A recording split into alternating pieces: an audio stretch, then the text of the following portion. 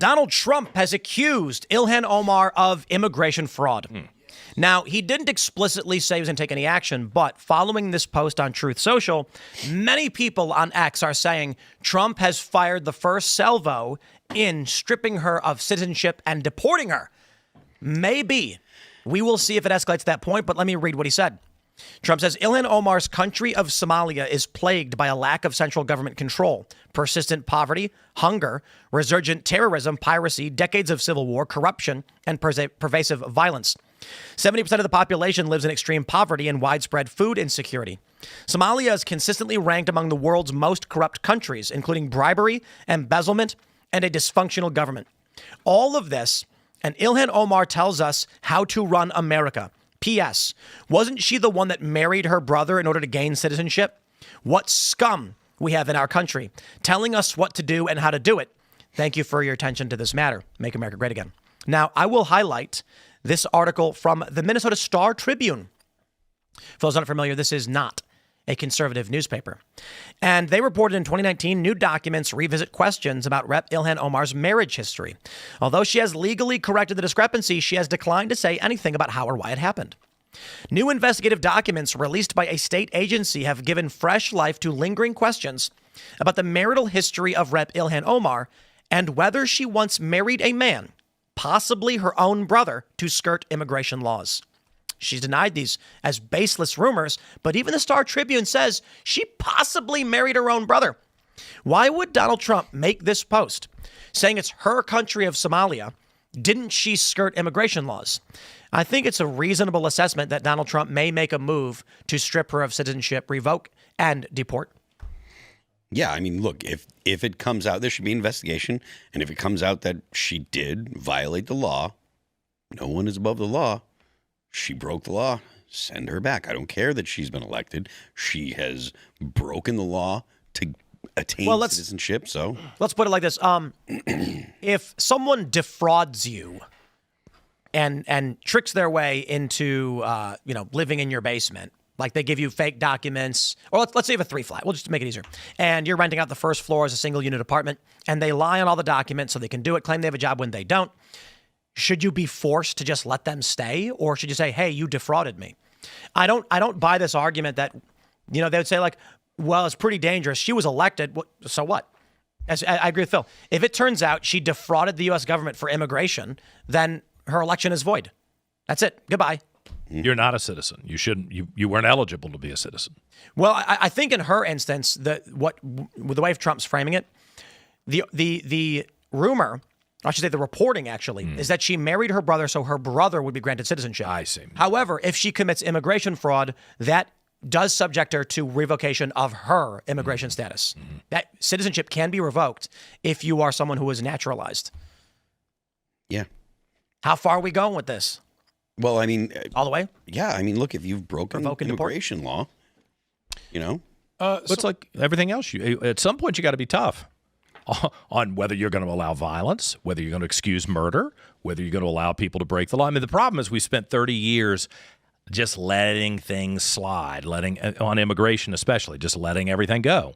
And now you've got chaos, and Trump is back to try to restore some order to that. And it's never going to be nice. It's like when the new teacher arrives and the class has been out of control, and the new teacher shows up and says, hell no, you're not going to act like this in my classroom. And everybody goes, what?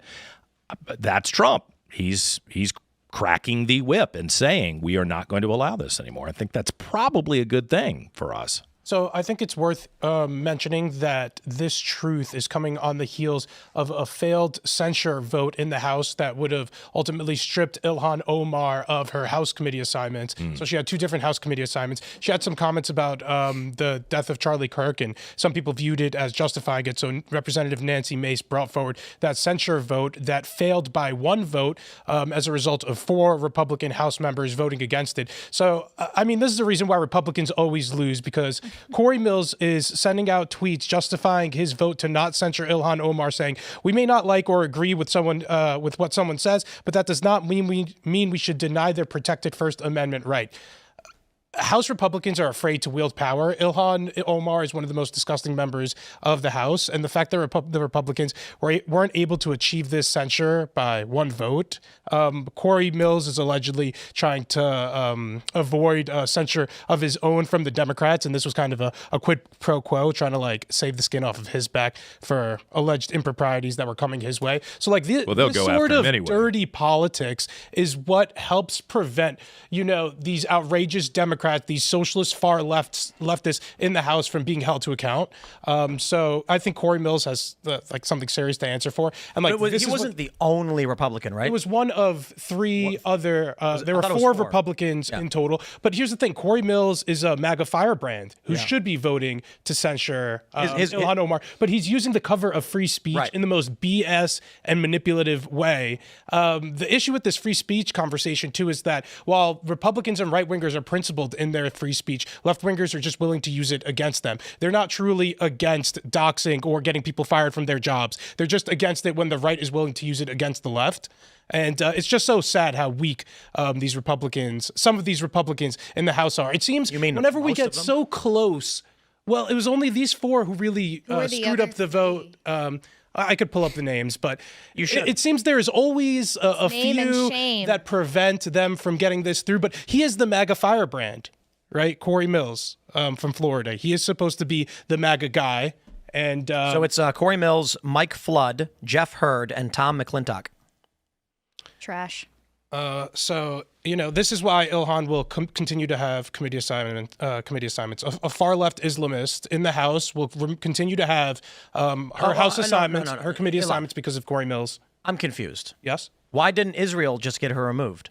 I guess Israel's not given enough money. AIPAC's not doing its work. They still have their work cut out for them. What's going on, brother? Well, that's why I'm here now lobbying against Corey Mills. It's full circle. Is that the best Israel have? They send somebody to go on Timcast IRL to lobby? Me. That's not even like a great guest, man. And if anything ever happened to you, just like how all this stuff around Charlie Kirk that Candace has going on, if anything happened to you, immediately it'll be Israel's fault.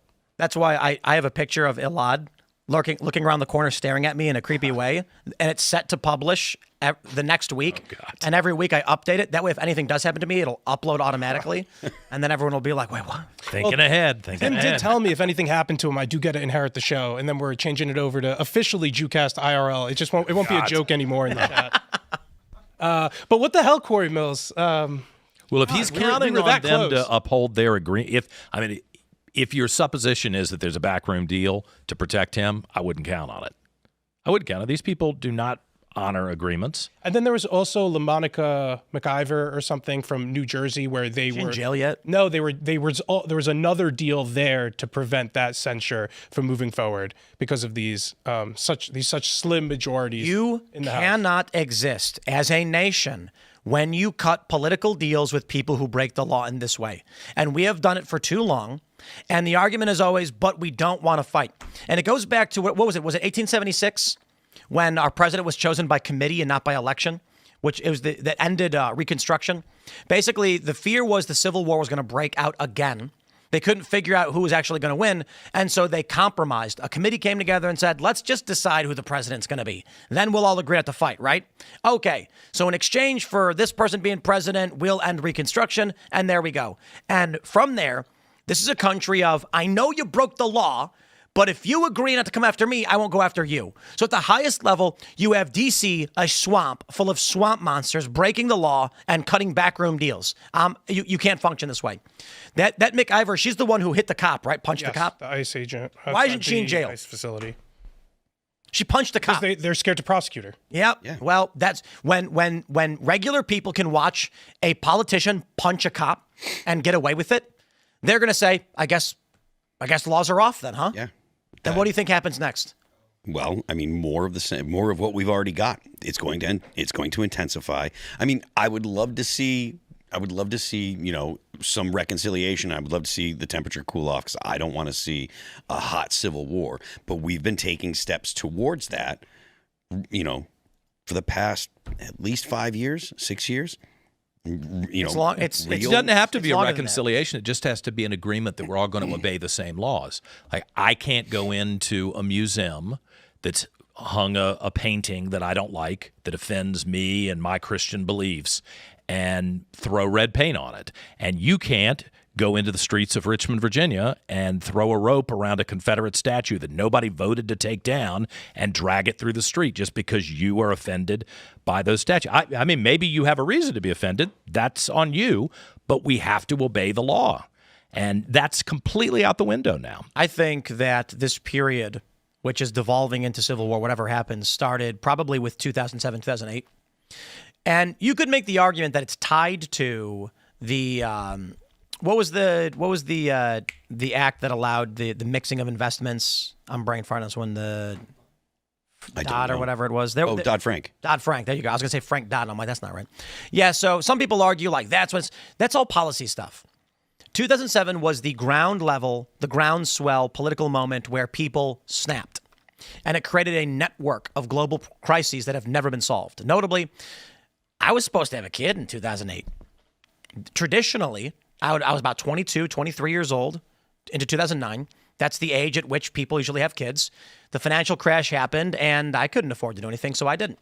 And most millennials didn't because we had no jobs. We were living together as roommates. That's what we could afford. There was no prospect of growth. And we didn't even know it was a problem. We didn't even know it was happening because to us, the way I've often just explained it is I was already at the bottom. So when the market collapsed, I didn't go anywhere. What people like, what I and my cohorts didn't understand is that we were supposed to be growing in financial access, housing, etc., and then have kids around that time. Without kids, you get a bunch of angry, listless young men with no families and nothing to lose. You get a collapsing economy. You get political crisis after political crisis. Then you got the Tea Party. You got Occupy Wall Street, which turned into Donald Trump, which turned into the Russia Gate era. If you go back to 2007, since then, it's pretty wild to think about. When I imagine what life was like in 2013, 14, I don't know, I'm going to see Marvel movies, skateboarding. Things don't seem that bad. But when you look back at a condensed history, the way we look at, say, the World War I and II era, the Civil War era, the Revolutionary War, the condensation of history makes it look pretty startling. In 2007, the global financial crisis hits. People lose their jobs. People's savings are wiped out. Young people don't get a start on life. This leads to anger over these bailouts for these big, ultra-rich fat cats, and the people on the ground experienced what corruption led to. Then you get the Tea Party, angry that the representatives were not actually dealing with the problem. You get the Tea Party groundswell on the Republican side. Then you get Occupy Wall Street in 2011, where more urban-level people, urban-centered people were saying the exact same thing. Barack Obama was not solving these problems. He was giving big bailouts to banks and big companies and CEOs, and we got the shaft. We lost our houses. We paid the bills. We faced inflation. Obama didn't solve the problem. He got reelected. He didn't solve the problem. What did we get? Nothing. So what happens? Trump begins to emerge. The sentiment that led to Donald Trump was bubbling up during Occupy Wall Street. A combination of cultural issues and populist outcry led to Bernie Sanders and Donald Trump, and the machine state panicked. So they did whatever they did to Bernie Sanders, whatever that was. And then Donald Trump wasn't supposed to win. He ended up winning. How did they respond? They accused him of being a traitor, claimed he was a traitor to this country, probably going back years and decades, and tried to put him in prison, tried to destroy his life, cemented his feet in his first administration so he couldn't really move. And then you move into the Biden era. You get Arctic frost targeting conservative organizations. And like, don't get me wrong, like, you know, you had Obama going after Tea Party groups and other conservatives with the IRS and things like that. All of this stuff is a catastrophe bubbling up and escalating going back to around 2007. I don't buy the arguments people make. Well, Bush did this. No. The machine state foreign war stuff was totally par for the course for this country for the past 50, 60 years. The military-industrial complex. 2007 is where things got weird. And that's also the time of social media. All of this is the collapse of our system. And it's come to this moment. It's been getting worse. It's getting worse. And I don't see any of this turning around, to be completely honest. I mean, I don't see it either. That's one of the things that we are constantly talking about. Where's the off-ramp? How do we fix this? And the more you listen to people on the left, the more you realize that they don't want to. Like a week ago when Charlie was killed, that changed everything in this country because people saw, like normal people and conservatives saw the vitriol about someone that was not actually a politician, right? He just was out there. He was an activist, but he was just out there expressing his beliefs, and he was trying to discuss these things with people that disagreed. Thanks for checking out this clip from Timcast IRL. Make sure to watch the show live Monday through Friday at 8 p.m. Subscribe to this channel, and we will see you all there.